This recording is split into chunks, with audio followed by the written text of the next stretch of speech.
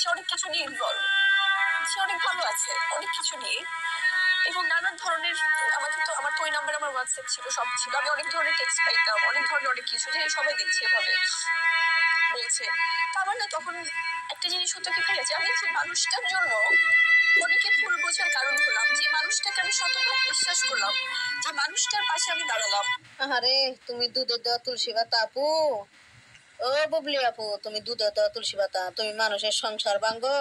এখানে কান্দ, তুমি নাটক করি করো, নাটক নাটক, তুমি এটা নাটকের শয়তান, শয়তানের শয়তান, তুমি নাটক করি করো। অপু বিশেষ সংসার ভাঙছিলে, স্ট্যাটাস দিছিলে, জানো অপু সাকিব তারা স্বামী স্ত্রী, তারা বই করে সংসার করতেছে, তার মধ্যে তুমি ডুইকে তাকে সংসার ভাঙছ। হ্যাঁ, তুমি বুবলি কাল নাগিনি, আর হ্যাঁ তুমি নাটক করে কাঁদতেছ, এই কান্দার হাতে ওই আমি একটা ভিডিও করছি চিল্লাই, যে মানুষটার জন্য আমি যে কোনো কিছু, আমি তার সাথে আমি সবসময় ছিলাম, সেই বিশ্বাস থেকে এই মানুষটা আমার সাথে এরকম করলো, তার মানে কি আমাকে কোনো কিছু নিয়ে ভুল বোঝানো হয়েছিল, বা আমাকে কোনো কিছুতে কোনো একটা কিছুর মধ্যে আমি পড়ে গিয়েছিলাম। তখন আমার প্রত্যেকটা সেকেন্ড ভাইয়া আমি জাস্ট আল্লাহর সাথে কথা বলতাম, এবং আমি আল্লাহর সাথে কথা কয় যে একটা শয়তানের নানি, শয়তানের নানি, হে এবার আল্লাহ হাতে কথা কয় না, যে নাকি মানুষের সংসার ভাঙ্গে, হে তো আল্লাহ হাতে কথা কয় না, যে নাকি অন্যের স্বামী না কারাকারি করে, হে তো আল্লাহ হাতে কথা কয় না, যে নাকি দেখা যায় একটা শিশু বাচ্চা জয় কুলে কান্না করতেছে অপবিশ্বাস, হে সংসার ভাঙ্গে এই বুবলি তছনছ করছে, হে এটা আবার আল্লাহ হাতে কথা কয় না, এটা খারাপ ডাইনি বুবলি, এটা নাটক বাজে, নাটক, শয়তানের শয়তান।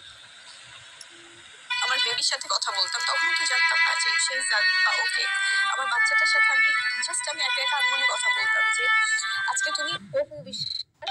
ছেলে নিয়ে সামনে এসে কাঁদছিল, এই ডুবলির হাতে নটর করছাল, সাকিবের হাতে বুবলির হাতে নটর দেখছাল, অপু বিশ্বাস এইটা দেখে কার সহ্য, আমার স্বামী তো অন্য নটর করে, সেইটা দেখে কি সহ্য, তাই দেখে অপু বিশ্বাস এই ফুলানের সামনে কাঁদছিল,